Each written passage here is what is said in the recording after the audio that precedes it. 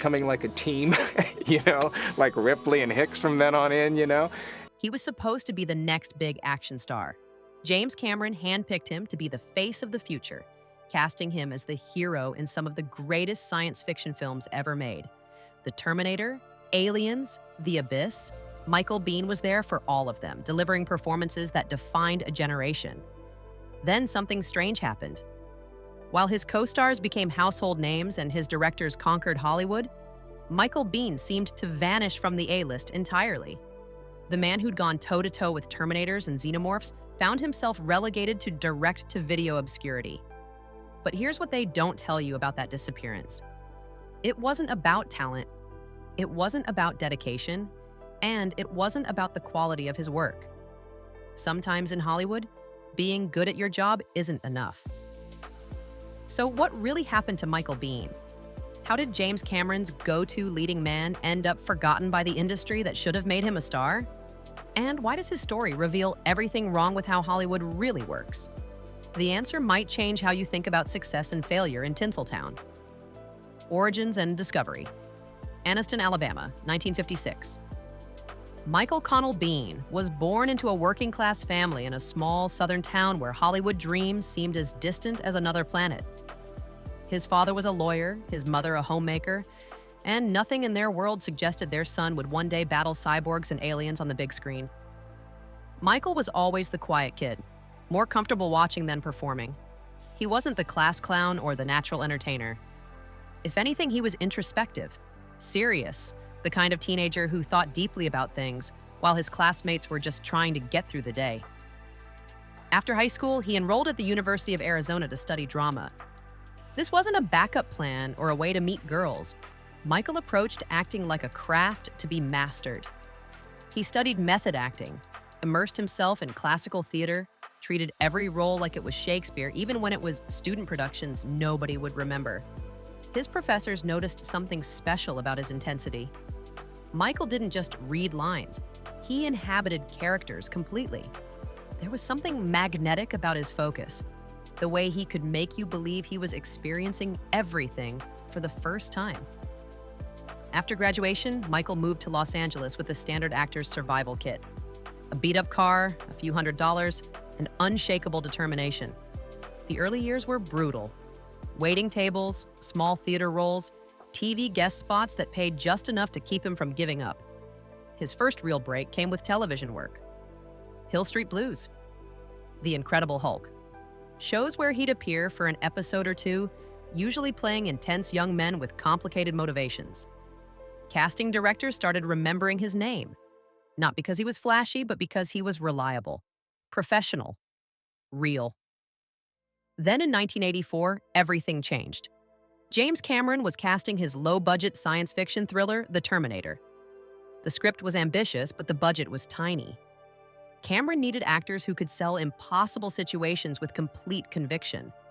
Michael auditioned for Kyle Reese, the time-traveling soldier sent back to protect Sarah Connor.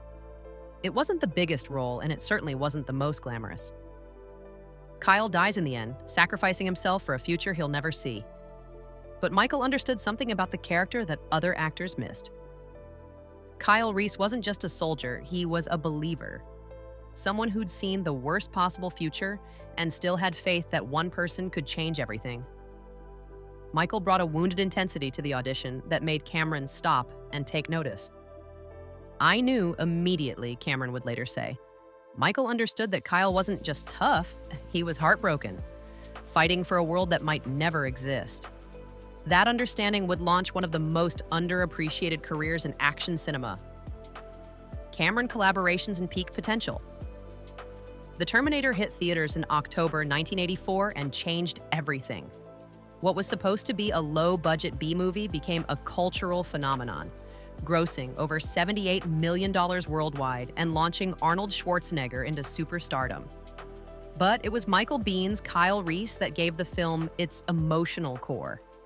While Schwarzenegger's Terminator was an unstoppable force, Michael's Kyle was something more complex. A broken man trying to save a future he'd never lived to see.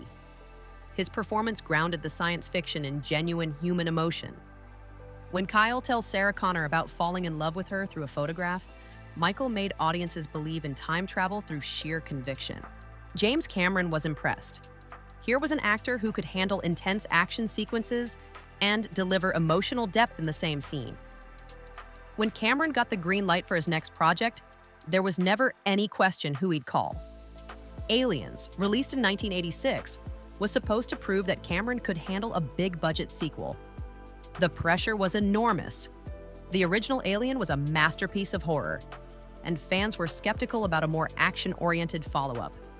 Cameron needed actors who could sell both the military intensity and the cosmic terror. Michael's Corporal Hicks became the squad's moral center, the professional soldier who actually cared about protecting people instead of just following orders. While other characters panicked or turned cowardly, Hicks remained steady, competent, human. His chemistry with Sigourney Weaver's Ripley provided the film's emotional anchor. The film was a massive success, earning over $180 million worldwide and 7 Academy Award nominations. Michael's performance was universally praised. Critics noted how he could convey military expertise and genuine warmth in the same moment. This was supposed to be his breakout role, the performance that established him as a leading man. Then came The Abyss in 1989, Cameron's most ambitious project yet. An underwater epic. About first contact with alien intelligence, the film pushed both technology and human endurance to their limits. Michael played Navy SEAL Lieutenant Coffey, a more complex role that showcased his dramatic range. This wasn't the heroic soldier anymore. Coffey was a man slowly losing his grip on reality under the pressure of the deep ocean and military paranoia. Michael had to chart a character's psychological breakdown while performing in some of the most challenging conditions ever filmed. The underwater sequences were so demanding that several actors nearly drowned during production. Michael's performance was fearless. He made Coffey's descent into madness both terrifying and tragic, showing how good men can become monsters under the wrong circumstances. It proved he could handle complex antagonist roles as easily as heroic ones. By 1989, Michael Biehn should have been one of Hollywood's biggest stars. He'd anchored 3 James Cameron films that collectively grossed over $400 million worldwide. He'd worked with the most innovative director in science fiction and proven he could carry major productions. Industry insiders were calling him the next big thing. Scripts were being written with him in mind. Franchise opportunities were lining up. Everything pointed to Michael becoming the thinking person's action hero, the guy who could bring intelligence and emotion to blockbuster entertainment. But Hollywood success isn't just about talent or track record. Sometimes it's about timing, luck, and forces completely beyond an actor's control. And Michael Biehn was about to learn that lesson the hard way. The descent and reinvention. Here's where Michael Biehn's story takes a turn that reveals everything cruel about how Hollywood really works. Just when he should have been ascending to A-list stardom, the industry began a systematic process of forgetting he existed. The first blow came with Terminator 2, Judgment Day, in 1991. Michael had naturally assumed he'd return as Kyle Reese, perhaps in flashbacks or dream sequences. Instead, Cameron made a creative decision that would haunt Michael's career. Kyle Reese was dead and staying dead.